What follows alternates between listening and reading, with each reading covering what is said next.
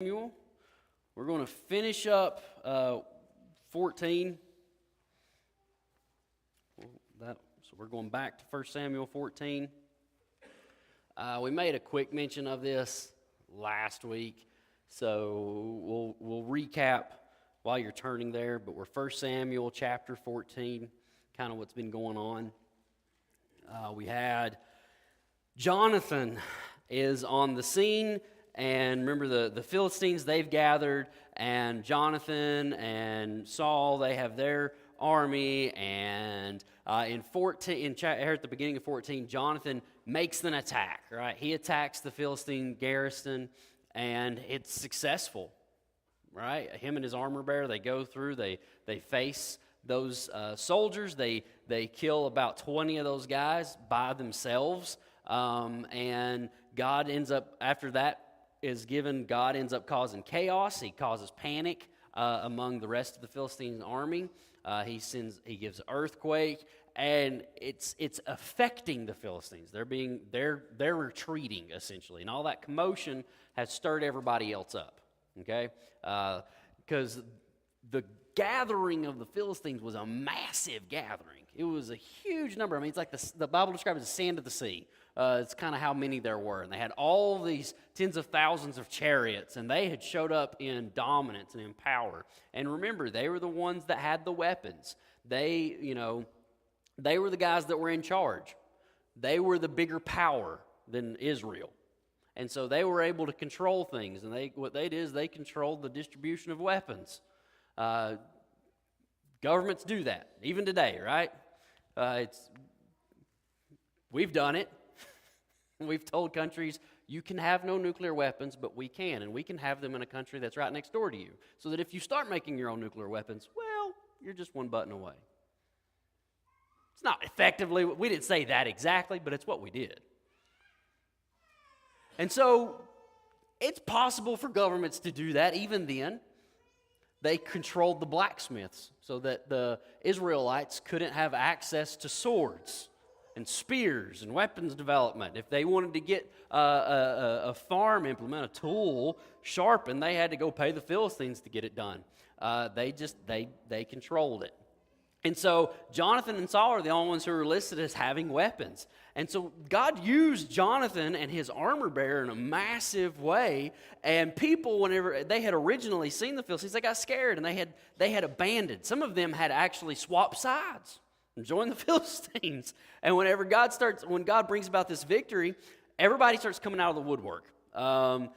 Victory has begun, and all these people who had jumped ship, so to speak, they had come back. That's verse 22 in chapter 14. It says, "Likewise, all the men of Israel which had hid themselves in Mount Ephraim, when they heard the Philistines fled, even they also followed hard after them in battle. So the Lord saved Israel that day, and the battle passed over unto Beth Aven."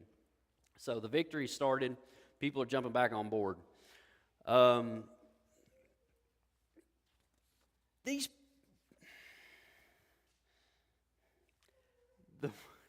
This is what I put up there, is this question. Because it seems that this happens even today. We look at these people who had abandoned ship, and now all of a sudden they're trying to jump back on. And we're like, hey, that's opportunistic, right? It's not really being faithful. You had really given up. And now you're showing back up now that there's some victory. Now that you see that God's actually doing something pretty big, you're like, oh, hey, we'll jump on board with this. That's what happens in human nature. People are ruled a lot of times by fear. Whatever that fear is, whatever that main concern is, that's what they let guide them. And they'll abandon ship, or they'll cross lines, or they'll do whatever to keep themselves out of trouble, so to speak, or to keep themselves out of experiencing a failure. And then whenever they see that somebody's doing well or that God's blessing something, then now they may try to jump back in. So I think it's an important lesson to learn. Even as we read these guys, and we're like, oh, well, they jumped out, they're trying to jump back in, they really should have been faithful. That's a really good point, and I think it's one that we can learn and apply today. We need to be faithful to the Lord.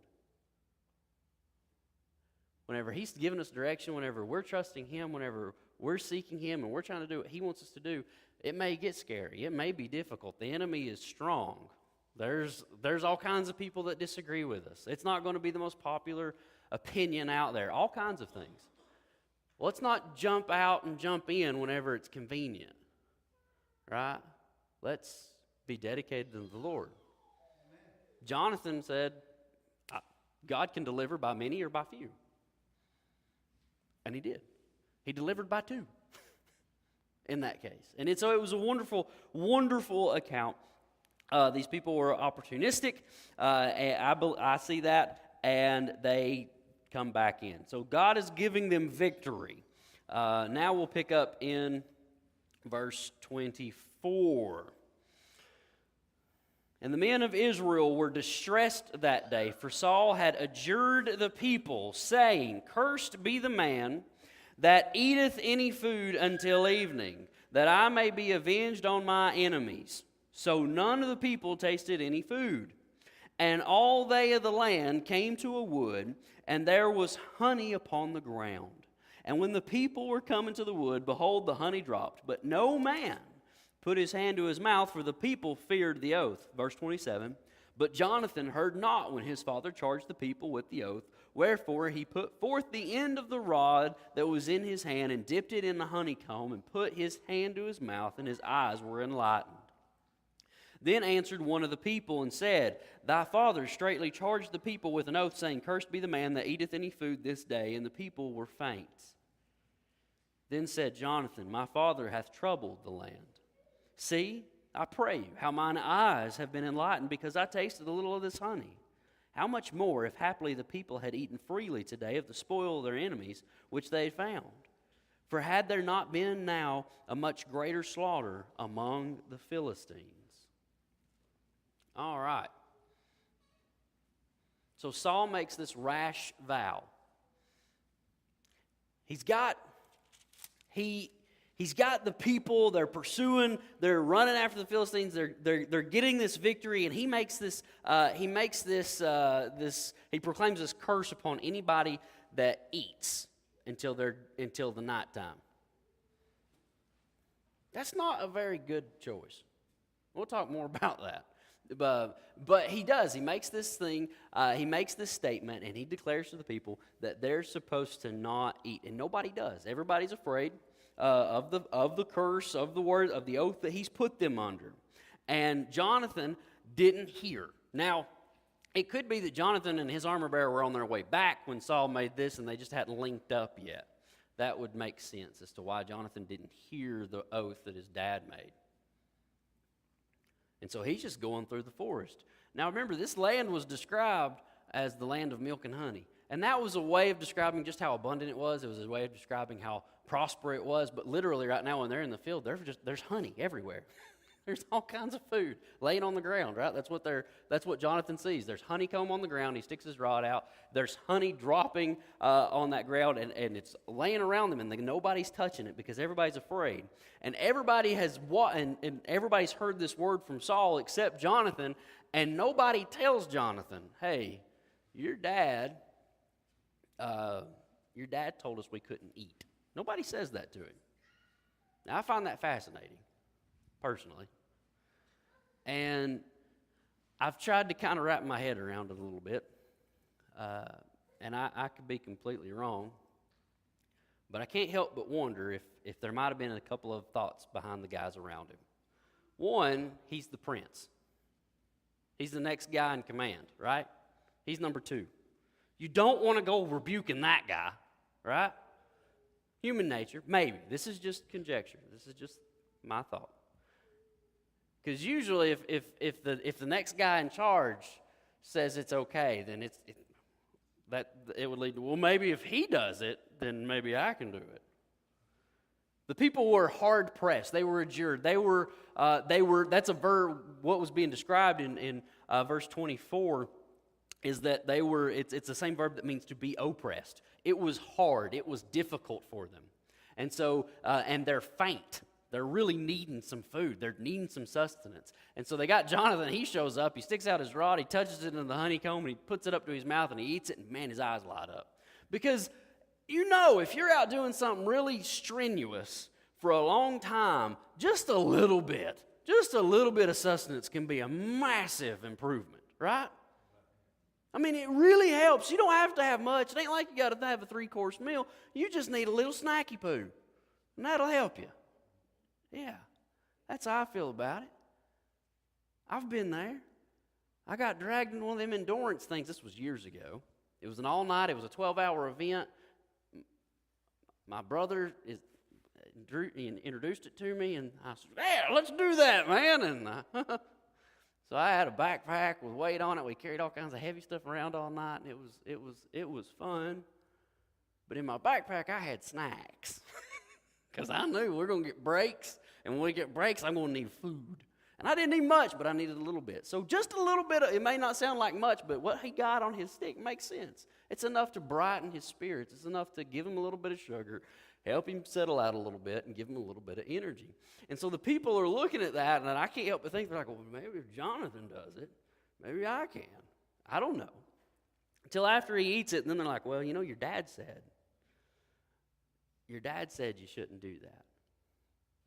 In fact, you put a curse on us, and I mean, that's invoking God. Whenever he proclaims a curse, he's going to be invoking God. Calling for that wrath, calling for that judgment, calling upon God to bring about some kind of action against someone for doing this deed of eating. So they wait till after he's done with it. But Jonathan, he does something that's interesting. He actually criticizes and he critiques his father's vow. He's like, well, this is Gabe's layman terms, that was dumb. Everybody really needs to eat. This isn't a time to be fasting. How much better would this have worked out? That's what he's getting at. How much better would this have worked out if the people had been able to take from the spoil? As they're chasing these guys, stuff's getting left behind. What if they had just been able to grab a quick bite of bread? What if they had just been able to make sure they got them a little bit of this honey? What if they could just go on a little bit further? God could have blessed that by giving them strength. Look at me. I'm already doing better. In his opinion, that was a bad idea. You can roll into the next slide.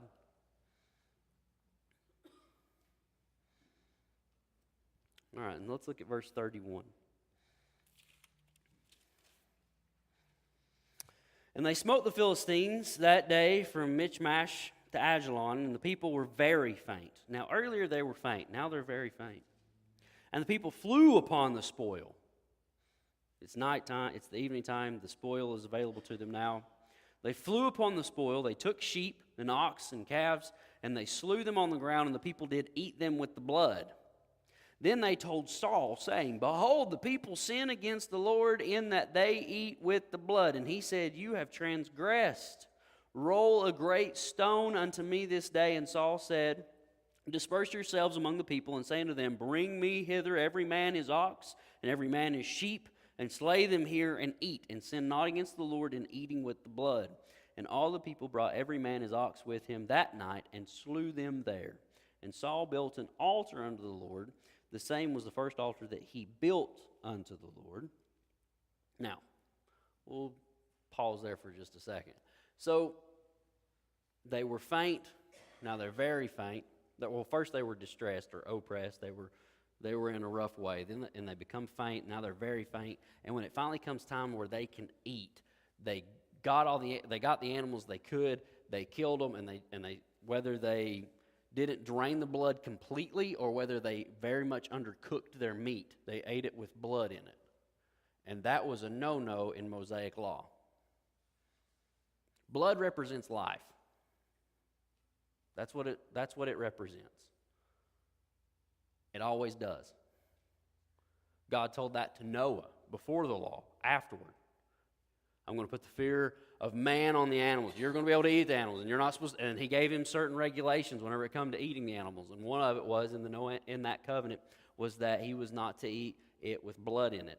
Whenever God gave the law to Moses, some of the dietary regulations said, you are not supposed to eat it with the blood in it. You've got to kill it. You've got to drain it. and you've got to cook it. Blood represented the life, and blood was precious. So much so that it takes the blood of Christ to be shed for the remission of our sins. Right? Without the shedding of blood, there is no remission of sin. Is that not what it says? Why? Because that is the life being given. And so these people are completely disobeying the law. Why? Why were they disobeying the law? They're starving. Yeah, you can't blame them, right? It's like, come on, man. These dudes been fighting and running and going and doing all day long. And their brilliant leader said you can't eat until nighttime. I can remember one day, I think it was the first time I had ever helped Barney McDonald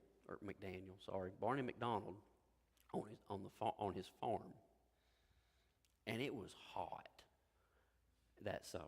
This was the week of Bible school. I don't even know. I was 12, 13 years old, and he had us set in tobacco. Okay?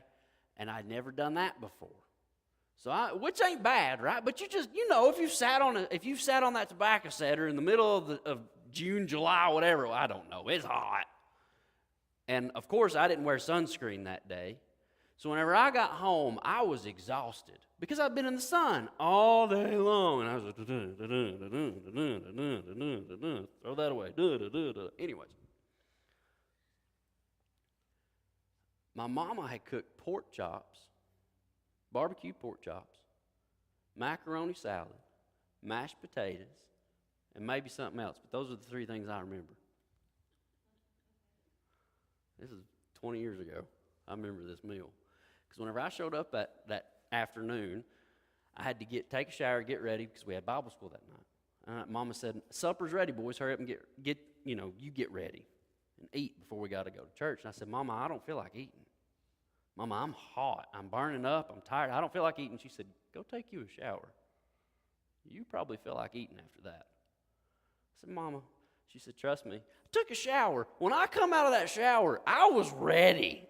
That's why I remember that meal. I put myself on that pork chop like these boys did. All right? They weren't eating pork chops. I don't think they went that far with breaking the law. But I was hungry. I can't even imagine how these guys felt.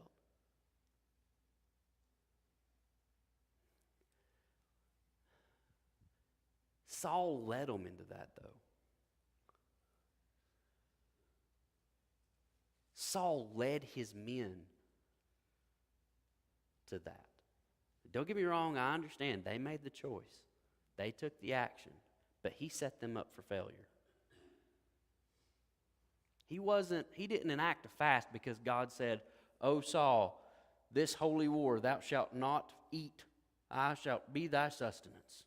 He didn't tell him that. Saul just said, we're going to get all of my enemies. Don't nobody eat till nighttime. Did you notice that? He said they were my enemies. Be avenged of my enemies, not the Lord's.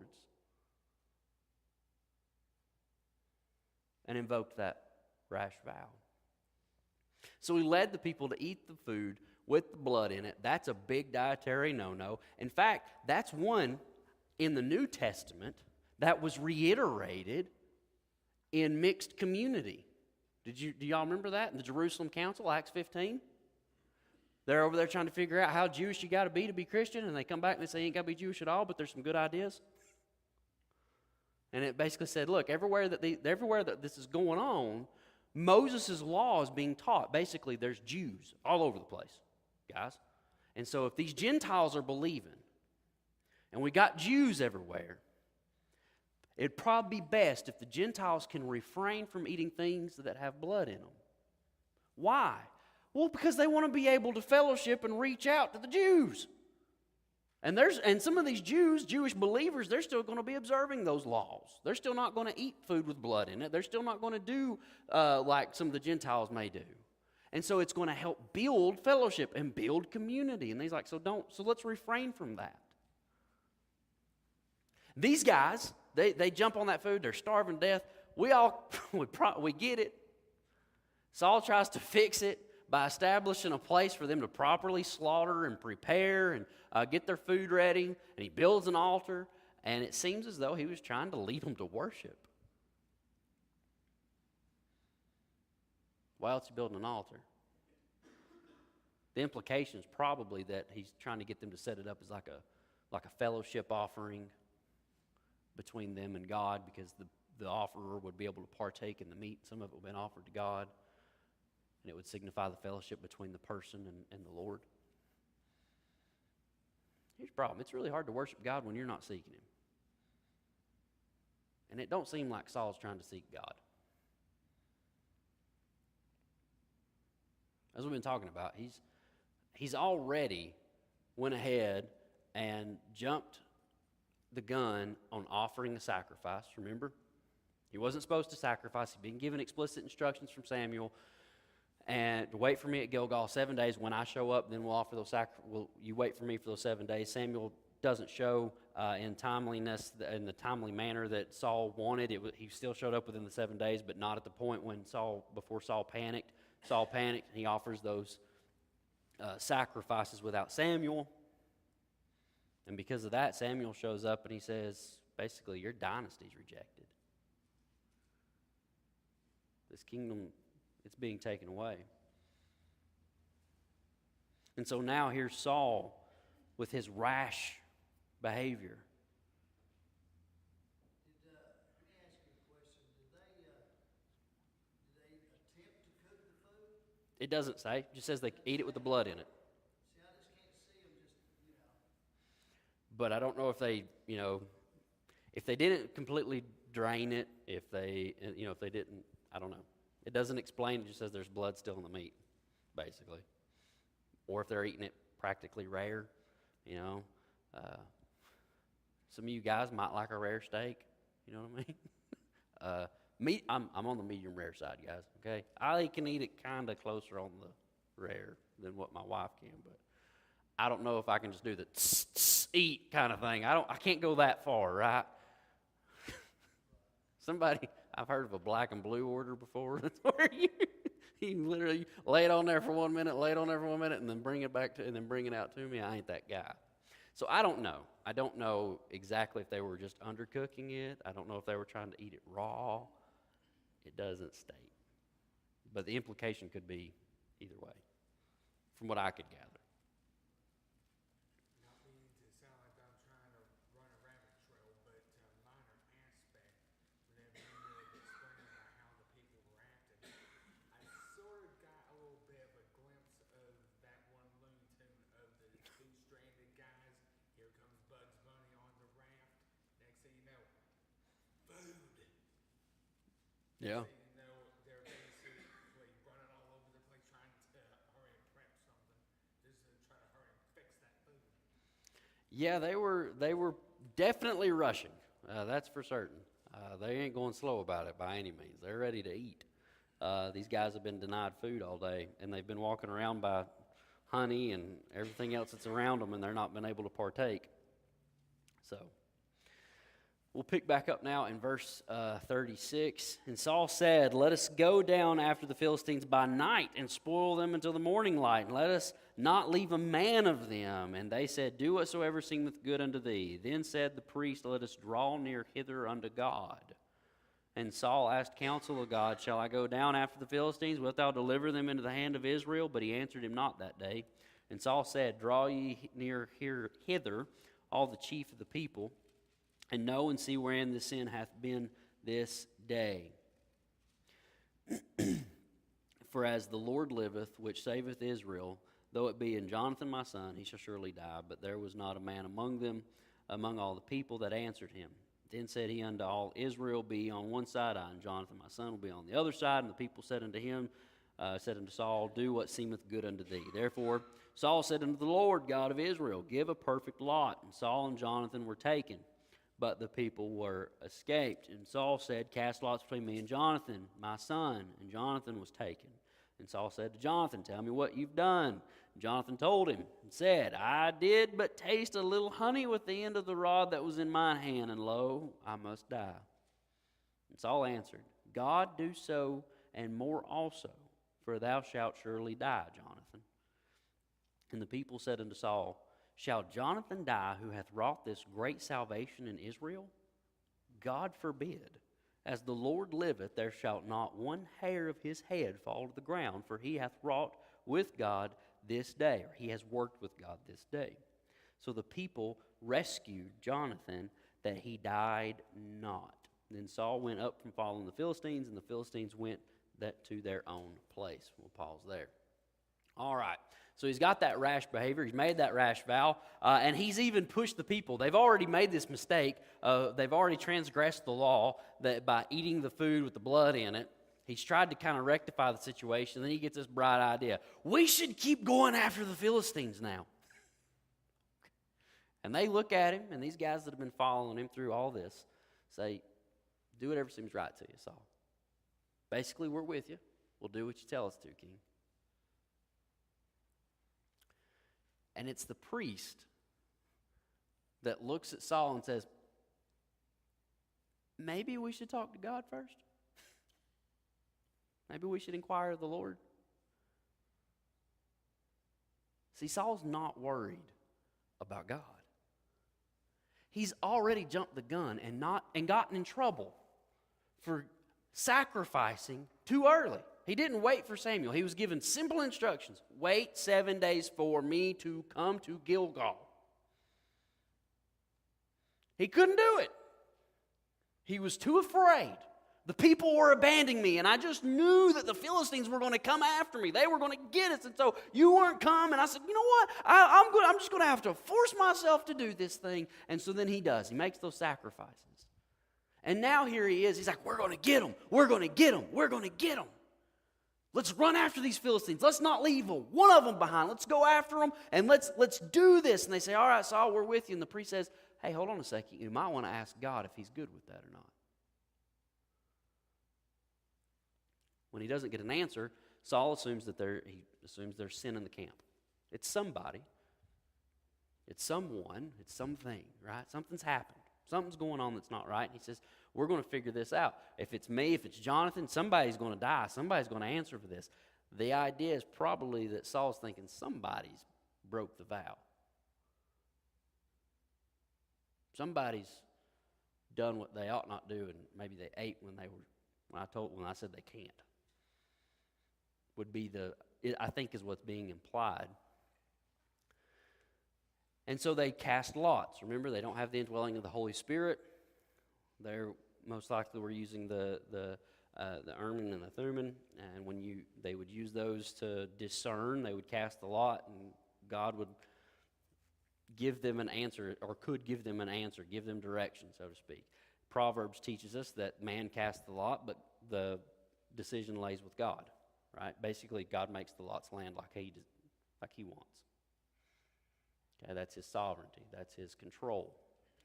So he casts them, and it says, well, it's between you and Jonathan, Saul. And so they say, all right. He says, all right, cast the lots again. And they do, and Jonathan's taken. He's like, what have you done, boy?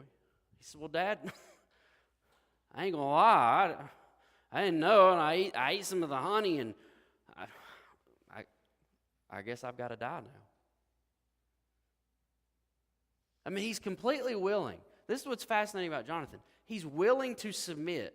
He's willing to serve. He's willing to do whatever he is supposed to do. He's the opposite of his dad. He's the one that attacked the Philistine garrison, not Saul. Remember how we discussed that was probably something Saul should have done. When you get there, where there happens to be a garrison of Philistines, Saul, this was coming in direction from Samuel, whatever your hand finds to do, you should do that. God's with you. And Saul did nothing. And now, here he is, he's looking at his son, and he says, God do so more and also. And what that is God do so more to me.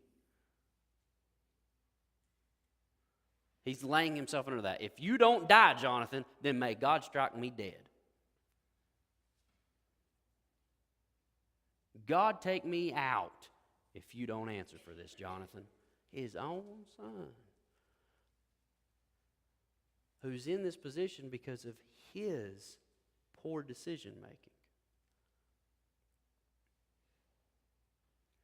And now, the guys that have been willing to follow him, the guys who are willing to run back into the night, the guys who said, you know what, if you want to cast lots, if that seems right to you, Saul, then cast lots.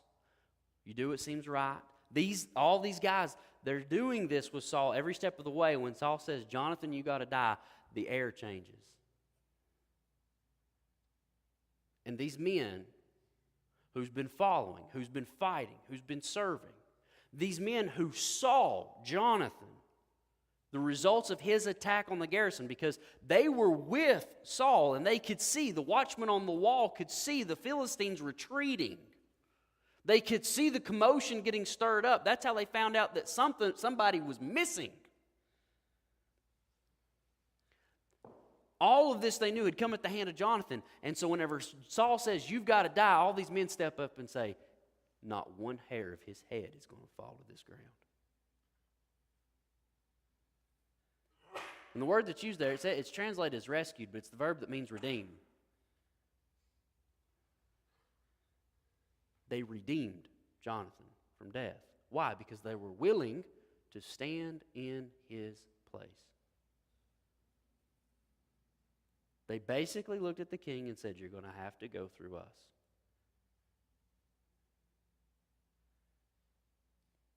He's not going to die. He's the one that's worked with God, Saul. He's the one that's been used to bring about this victory. Why in the world should he die?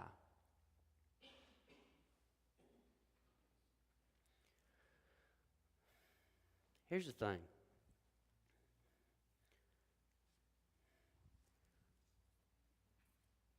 Wherever we lead people,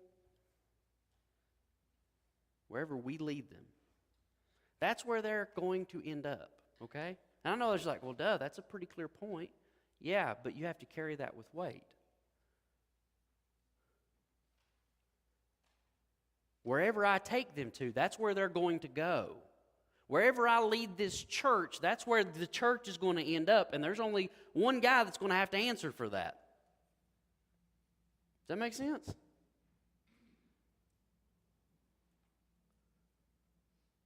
And it ain't sitting back and saying, well, this and this and this. It's like, no, you led them.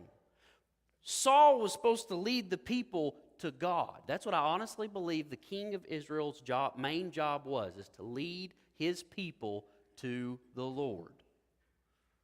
That's what seems to be, in Deuteronomy 17, in the allowance for the king, that's what seems to be one of the main points of it, is that he's supposed to be somebody that is consistently drawing closer to the Lord so that he can lead the people in the ways of the Lord. Saul is not doing that. And so we have to be cognizant of where and how we're leading people, and we also need to be cognizant whenever it's painfully obvious that somebody else is seeking the Lord and we're not.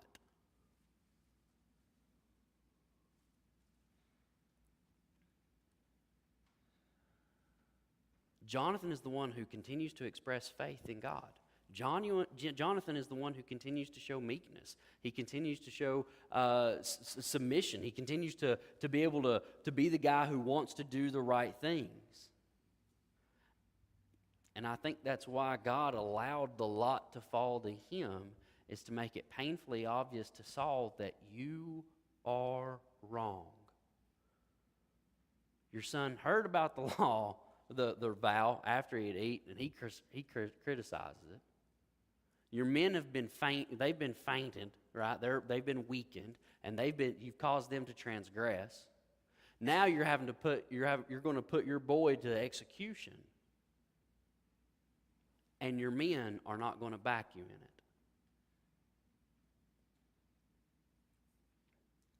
That's a really, really harsh reality, I think, for Saul. And I think that's why God allows the lot to fall to Jonathan, so that all this would point Saul in the direction of, you're wrong.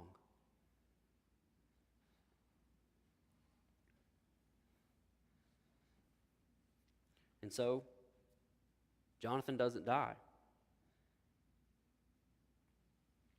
And Saul leaves. He quits. He says, we're done.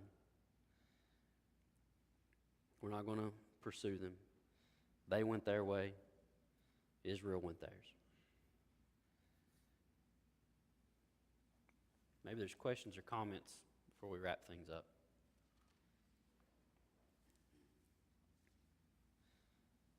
Okay. Well, there's no perfect leader in the world. I get that, right? Leaders, the people that are in charge of people, they're still people. We still make mistakes. We still come short. We don't know it all. We don't have it all figured out. But there's some important lessons that we learn of what not to do from Saul. He's driven by emotion. He's driven by fear. He's reactionary. He's presumptuous. And he's not a man of faith. If we want to be in leadership positions, we can't afford to be presumptuous. We can't afford to be driven by fear. We can't afford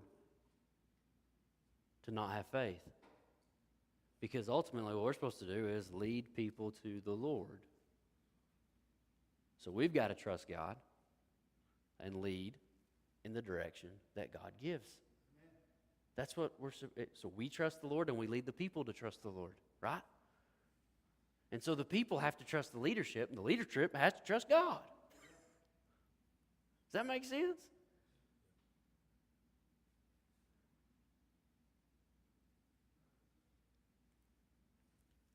We can't afford to be like that. Now, Jonathan, I think he's quite an amazing individual, personally. I think there's much we can learn to the good from Saul's son.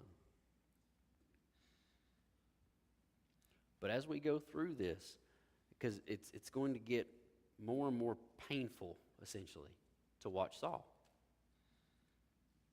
When we encounter him, all of the things that we're talking about now, they get worse. They get amplified. And the reason that I'm pointing that out right now is because I want to remind you of something that we talked about probably about 4 or 5 weeks ago about this point. And it's when we notice these kinds of character traits inside of us, cowardice, or selfishness, or rashness, things like that, well, that's something to start praying about. And saying, God, forgive, and God, fix. Because if we continue to give into that, it's going to get amplified, and it's going to get worse in your life.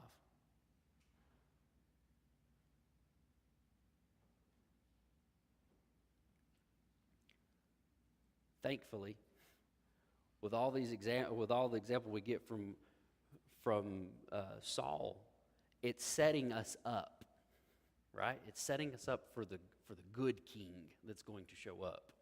There's going to be that king that's already been that's been hinted at, that one that's after God's own heart. David. The one who's going to have faith, who's going to lead the people as he ought to. Yes, David's going to make mistakes. Again, people leading people. But that's going to set us up in anticipation of the ultimate king, which is Christ. At the end of the day, Saul lets us down, David lets us down, all the other kings let us down, all the presidents let us down in some way, shape, form, fashion. But Christ never does. And he is our head. He's the head of the church, right? So we seek his leadership, and he won't fail us. We can trust him, and we can follow him. And wherever he leads us, that's where we ought to go. And he doesn't just say that, he actually does it because he went all the way to Calvary, submitting to the will of the Father. That's how Scripture teaches it. Christ submits to the Father. He explains that before he ever has to go to Calvary. I'm doing the things that I've seen my Father do. I'm saying what the Father's given me to say. I'm getting the ones that the Father has given to me. He's always under submission of God. So we need to follow that example. David sets a pretty good, gives a pretty good picture of that in the Old Testament.